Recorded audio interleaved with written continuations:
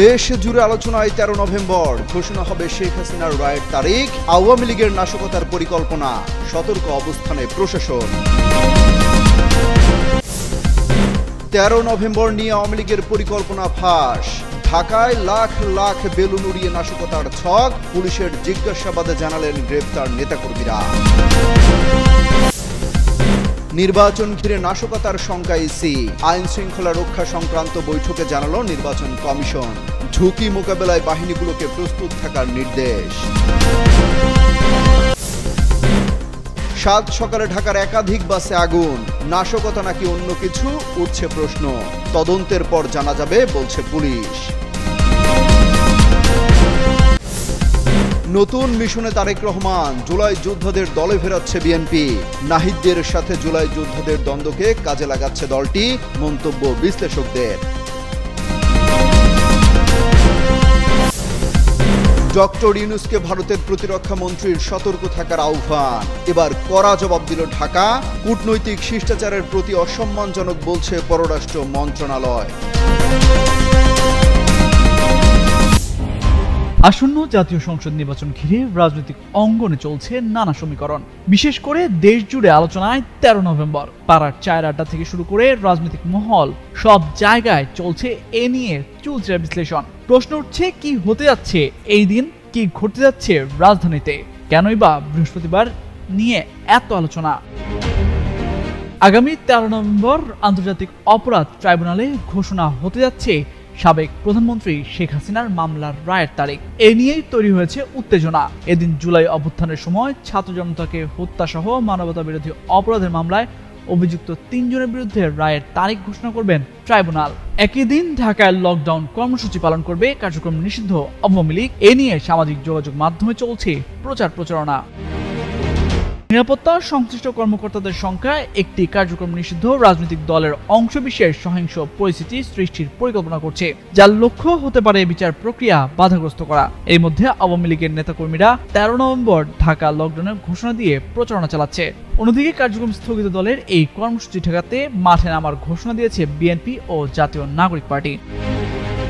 আওয়ামী লীগের রাজপথে নামার ঘোষণাকে কাউন্টার দিয়েছে দেশের প্রধান রাজনৈতিক দল বিএনপির নেতাকর্মীরা। তারা বলছেন, আগামী 13 নভেম্বর সর্বশক্তি দিয়ে বিএনপির নেতাকর্মীরা মাঠে থাকবে।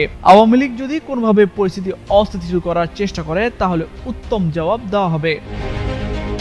এছাড়া নাম প্রকাশ না করার শর্তে এনসিপির একজন যুগ্ম আহ্বায়ক ও যুগ্ম সদস্য সচিব জানান, আওয়ামী লীগের নেতাকর্মীদের তৎপরতা সম্প্রতি বৃদ্ধি পেয়েছে। জুলাই গণহত্যার হুকুমদাতা শেখ হাসিনার বিচারের রায়কে কেন্দ্র করে বিভিন্ন সামাজিক যোগাযোগ মাধ্যমে সক্রিয় হতে দেখা যাচ্ছে তাদের। তেমন কোনো পরিস্থিতির উদ্ভব যাতে না হতে পারে সেটি নিশ্চিত করা সরকার ও প্রশাসনের কাজ। তারপরও উদ্ভূত যে কোনো পরিস্থিতি সৃষ্টি হলে তা মোকাবিলায় ছাত্র জনতাকে অল্প সময়ের নোটিশে তাৎক্ষণিক রাজপথে নামার ডাক দেবে এনসিপি। এদিকে কার্যক্রম নিষিদ্ধ আওয়ামী লীগের ডাকা 13 নভেম্বর ঢাকায় লকডাউন কর্মসূচি ঠেকাতে আইন শৃঙ্খলা রক্ষাকারী বাহিনীকে সর্বোচ্চ সতর্ক থাকার নির্দেশ দিয়েছে স্বরাষ্ট্র মন্ত্রণালয়। একই সাথে লকডাউনের কর্মসূচিতে কেউ মাঠে নামলে সঙ্গে সঙ্গে গ্রেফতারের নির্দেশনা দেওয়া হয়েছে। রোববার সচিবালয়ের স্বরাষ্ট্র মন্ত্রণালয়ে আইন শৃঙ্খলা সংক্রান্ত কোর কমিটির সভা থেকে এসব নির্দেশনা দেওয়া হয়। তামজিদ মির্জা, যুগান্তর নিউজ। কার্যক্রম স্থগিত আওয়ামী লীগের টার্গেটে 13 নভেম্বর। এদিন রাজধানীতে বিপুল লোকের সমাগম ঘটিয়ে লকডাউন কর্মসূচি পালন করতে চায় দলটি। এমন তথ্য দিয়ে সামাজিক যোগাযোগ মাধ্যমে প্রচারণা করতে দেখা যায় কার্যক্রম স্থগিত দলের পলাতক নেতাদের। তাদের লক্ষ্য 13 নভেম্বর আন্তর্জাতিক অপরাধ ট্রাইব্যুনালে শেখ হাসিনার মামলার রায়ের তারিখ ঘোষণা ঠেকানো। তবে এরই মধ্যে ফাঁস হয়ে গেছে তাদের সব পরিকল্পনা। গোয়েন্দা তথ্যে বেরিয়ে এসেছে তাদের নাশকতার পুরো ছক। গেল রোববার ডিএমপির মিডিয়া অ্যান্ড পাবলিক রিলেশনস বিভাগের উপপুলিশ কমিশনার মোহাম্মদ তালেবুর রহমান জানান, রাজধানীর বিভিন্ন এলাকা থেকে 25 জন নেতাকর্মীকে গ্রেপ্তার করে ডিবি পুলিশ। গ্রেপ্তারদের প্রাথমিক জিজ্ঞাসাবাদে জানা যায়, তারা ঢাকা শহরে ঝটিকা মিছিলের মাধ্যমে জনমনে আতঙ্ক সৃষ্টি ও আইন শৃঙ্খলা বিঘ্ন করার ষড়যন্ত্রে লিপ্ত ছিল। পাশাপাশি তারা আগামী 10 থেকে 12 নভেম্বর রাষ্ট্রীয় অতিথি ভবন, যমুনা সহ রাজধানীর বিভিন্ন স্থানে আওয়ামী লীগের স্লোগান সম্বলিত 1 লাখ গ্যাস বেলুন ওড়ানোর পরিকল্পনা করেছিলেন। ডিসি তালেবুর রহমান জানান, রাজধানীর শাহবাগ, মিরপুর, রমনা, তেজগাঁও, মতিঝিল, ওয়ারী, উত্তরা, লালবাগ ও গুলশান এলাকায় পৃথক সময় ও স্থানে অভিযান পরিচালনা করে তাদের গ্রেপ্তার করা হয়। আইন শৃঙ্খলা রক্ষায় ও নাশকতা প্রতিরোধে এ ধরনের অভিযান অব্যাহত থাকবে। গ্রেপ্তারদের বিরুদ্ধে আইনানুগ ব্যবস্থা প্রক্রিয়াধীন রয়েছে। আইন শৃঙ্খলা বাহিনীর দাবি, এই পরিকল্পনার পেছনে ছিল সংগঠিত রাজনৈতিক প্রতিরোধের একটি বড়সড় প্রচেষ্টা। এদিকে কার্যক্রম নিষিদ্ধ আওয়ামী লীগের ডাকা 13 নভেম্বরের লকডাউন কর্মসূচি ঠেকাতে আইন শৃঙ্খলা রক্ষাকারী বাহিনীকে সর্বোচ্চ সতর্ক থাকার নির্দেশ দিয়েছে স্বরাষ্ট্র মন্ত্রণালয়। একই সাথে লকডাউনের কর্মসূচিতে কেউ মাঠে নামলে সঙ্গে সঙ্গে গ্রেফতারের নির্দেশনা দেওয়া হয়েছে। রোববার সচিবালয়ের স্বরাষ্ট্র মন্ত্রণালয়ের আইন শৃঙ্খলা সংক্রান্ত কোর কমিটির সভা থেকে এসব নির্দেশনা দেওয়া হয়। তামজিদ মির্জা, যুগান্তর নিউজ। আগামী ফেব্রুয়ারির 12 তারিখের মধ্যে ভোট গ্রহণের পরিকল্পনা রয়েছে নির্বাচন কমিশনের। নির্বাচন সামনে রেখে সেই প্রস্তুতি শেষ করতে যাচ্ছে কমিশন। সেই হিসাবে তফসিল ঘোষণা বাকি মাত্র অল্প কিছুদিন। অন্যদিকে নির্বাচন বানচাল করতে একটি বিশেষ মহল নাশকতা করতে পারে বলে বিভিন্ন বক্তব্যে শঙ্কা প্রকাশ করেছেন রাজনৈতিক দলের নেতারা। এবার বিষয়টি উঠে আসলো নির্বাচন কমিশনের আইন শৃঙ্খলা রক্ষা সংক্রান্ত বৈঠকেও। সেখানে একই শঙ্কা প্রকাশ করেছে খোদ নির্বাচন কমিশন। ইসি সূত্রে জানা গেছে, নির্বাচন উপলক্ষে সম্প্রতি ইসিতে অনুষ্ঠিত উচ্চ পর্যায়ের আইন শৃঙ্খলা রক্ষা সংক্রান্ত বৈঠকের কার্যবিবরণীতে এসব তথ্য উঠে এসেছে। ওই বৈঠকে নাশকতা ও ঝুঁকি বিবেচনায় সমন্বিত নিরাপত্তা পরিকল্পনা প্রস্তুত সহ 22টি সিদ্ধান্ত নেওয়া হয়। রোববার ওই কার্যবিবরণী সেনা, নৌ ও বিমান বাহিনী প্রধান, পুলিশের আইজি সহ সব আইন শৃঙ্খলা বাহিনীর প্রধানদের কাছে পাঠানো হয়েছে। এতে সংসদ নির্বাচনের 42,000 ভোট কেন্দ্রের মধ্যে 28,663টি ঝুঁকিপূর্ণ বলে উল্লেখ করা হয়েছে। তফসিল ঘোষণার আগ মুহূর্তে দাবি আদায় নন এমপিও শিক্ষক এবং সরকারি প্রাথমিক বিদ্যালয়ের সহকারী শিক্ষকদের আন্দোলন, তাদের উপর পুলিশের লাঠিচার্জ নির্বাচনে কেমন প্রভাব পড়বে তা নিয়েও চিন্তিত ইসি। কমিশন মনে করছে, আসন্ন নির্বাচনে এসব শিক্ষকরা ভোট গ্রহণ কর্মকর্তার দায়িত্ব পালন করবেন। ভোটের আগ মুহূর্তে তাদের এই আন্দোলন ভোটের উৎসবমুখর পরিবেশ তৈরিতে বিঘ্ন ঘটাতে পারে। জুলাই সনদ ও গণভোট নিয়ে রাজনৈতিক দলগুলোর মধ্যে মতপার্থক্য এবং সারা দেশে রাজনৈতিক হামলার ঘটনা কমিশনকে বিব্রত করছে। নির্বাচন কমিশনার অবসরপ্রাপ্ত ব্রিগেডিয়ার জেনারেল আবুল ফজল মোহাম্মদ সানাউল্লাহ শঙ্কা প্রকাশ করে বলেন, নির্বাচন কেন্দ্র করে বিভিন্ন ধরনের স্যাবোটেজের ঘটনা ঘটতে পারে। মানুষের ভয়েস ক্লোন করে চরিত্র হনন করা হতে পারে। এমনকি প্রবাসী ভোটারদের পোস্টাল ভোটিং কার্যক্রমও বানচালের চেষ্টা হতে পারে। যে কোনো ঝুঁকি মোকাবিলায় বাহিনীগুলোকে প্রস্তুত থাকার নির্দেশ দেন এই নির্বাচন কমিশনার। বৈঠকে সেনাবাহিনী প্রধানের প্রতিনিধিও বিভিন্ন বিষয়ে শঙ্কা প্রকাশ করেন। বলেন, নির্বাচনে বিভিন্ন রাজনৈতিক দলের উপর হামলা, কেন্দ্র দখল, ব্যালট ছিনতাই, ভোট প্রদানের বাধা দেওয়া এবং ভোট গ্রহণ কর্মকর্তাদের দায়িত্ব পালনে প্রতিবন্ধকতা তৈরি সহ তাদের বসতবাড়িতে হামলা এবং অগ্নিসংযোগের ঘটনা ঘটতে পারে। নির্বাচনে সেনাবাহিনীকে বিচারিক ক্ষমতা দিলে আরও কার্যকর ভূমিকা পালন করতে পারবে। প্রয়োজন অনুযায়ী ভোট গ্রহণ ও নির্বাচনী মালামাল রক্ষায় সেনাবাহিনীকে ভোট কেন্দ্রে প্রবেশের অনুমতির প্রয়োজন হতে পারে। ঝুঁকিপূর্ণ কেন্দ্রের পরিসংখ্যান তুলে এসবি প্রধানের প্রতিনিধি বৈঠকে জানান, নির্বাচনের সময় অবৈধ অস্ত্রের যোগান আসতে পারে। অবৈধ অস্ত্রের প্রবাহ নিয়ন্ত্রণে সিআইডিকে দায়িত্ব নেওয়ার পরামর্শ দেন তিনি। তামজিদ মির্জা, যুগান্তর নিউজ।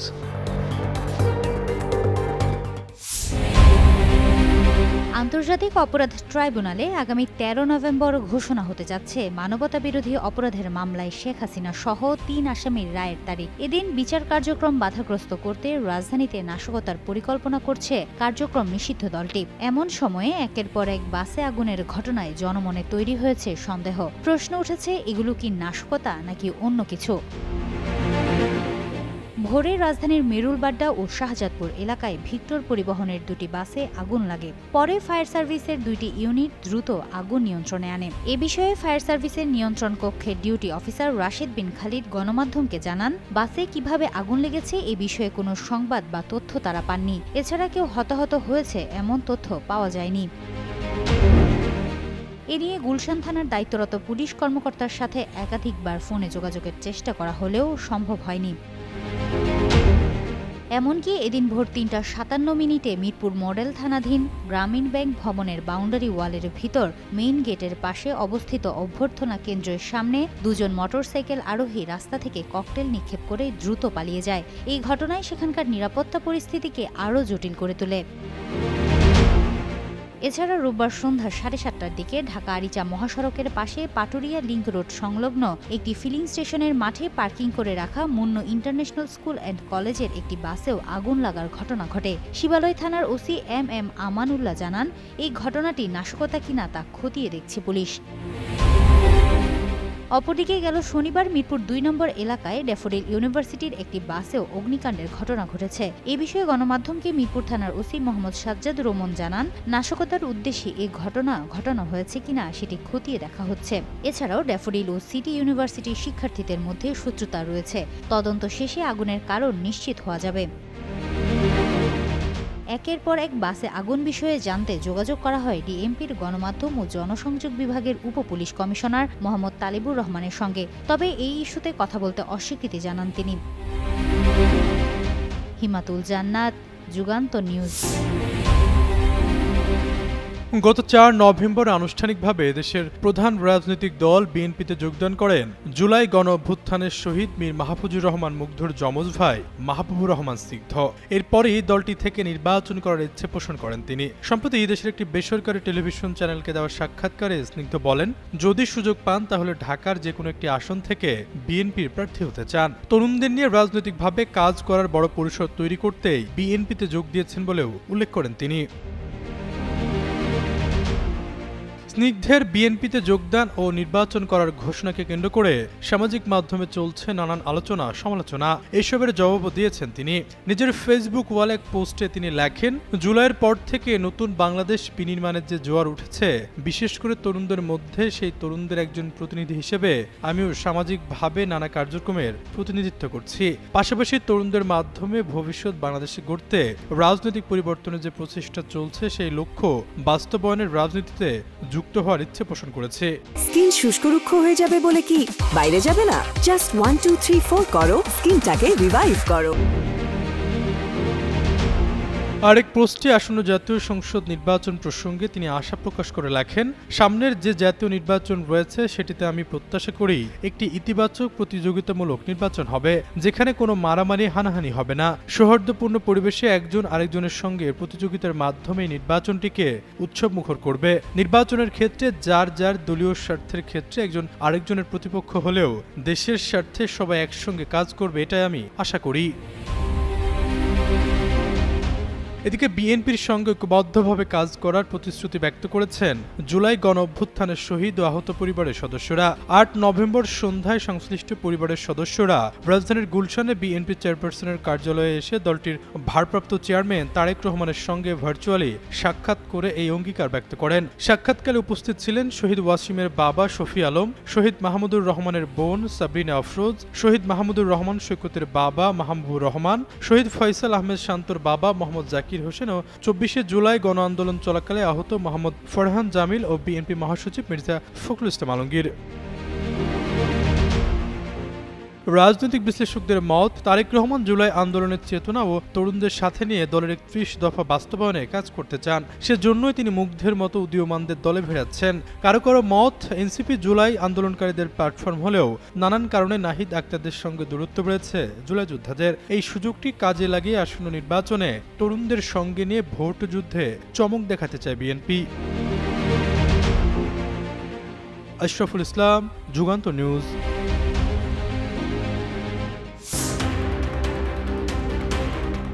সম্প্রতি প্রধান উপদেষ্টা অধ্যাপক ডক্টর মোহাম্মদ ইউনূসকে শব্দচয়ন নিয়ে সংযত থাকার আহ্বান জানান ভারতের প্রতিরক্ষামন্ত্রী রাজনাথ সিং। এবার সেই মন্তব্যের কড়া জবাব দিল ঢাকা। বাংলাদেশের অন্তর্বর্তী সরকারের প্রধান উপদেষ্টা ডক্টর মোহাম্মদ ইউনূস সম্পর্কে ভারতের প্রতিরক্ষামন্ত্রী রাজনাথ সিং সম্প্রতি যে মন্তব্য করেছেন তাকে ভুল ও কূটনৈতিক শিষ্টাচারের প্রতি অসম্মানজনক বলে উল্লেখ করেছে পররাষ্ট্র মন্ত্রণালয়। একই সঙ্গে ঢাকা জানিয়েছে, ভারতের সঙ্গে পারস্পরিক কল্যাণকর সম্পর্কের প্রতি বাংলাদেশ অঙ্গীকারবদ্ধ। গেল রোববার এমন তথ্য দিয়ে একটি প্রতিবেদন প্রকাশ করে সংবাদ মাধ্যম ইউএনবি। সেখানে পররাষ্ট্র মন্ত্রণালয়ের মুখপাত্র এস.এম. মাহবুবুল আলমের বরাতে বলা হয়, ভারতের প্রতিরক্ষামন্ত্রীর সাম্প্রতিক মন্তব্য অন্তর্বর্তী সরকারের নজরে এসেছে। রাজনাথ সিং এর মন্তব্য ভুল এবং সেটি দুই দেশের সম্পর্কের ক্ষেত্রে সহায়ক নয়। সেই সঙ্গে কূটনৈতিক শিষ্টাচার ও সৌজন্য প্রতিবেদনের প্রতিও সম্মানজনক নয়। সম্প্রতি নেটওয়ার্ক 18 গ্রুপের প্রধান সম্পাদক রাহুল যোশীর সঙ্গে একান্ত আলাপনে ভারতের সঙ্গে সম্পর্কের টানাপোড়েন না চাইলে প্রধান উপদেষ্টা অধ্যাপক মোহাম্মদ ইউনূসকে কথা বলার ক্ষেত্রে সংযত থাকার আহ্বান জানান দেশটির প্রতিরক্ষা মন্ত্রী রাজনাথ সিং। গেল শুক্রবার ওই গ্রুপের সংবাদ মাধ্যম প্রেস পোস্টের প্রতিবেদনে একথা বলা হয়। সেখানে রাজনাথ সিং বলেন, নয়াদিল্লি বাংলাদেশের সঙ্গে উত্তেজনাপূর্ণ সম্পর্ক চায় না। অধ্যাপক ইউনূসের উচিত তিনি কি বলছেন সে বিষয়ে সতর্ক থাকা।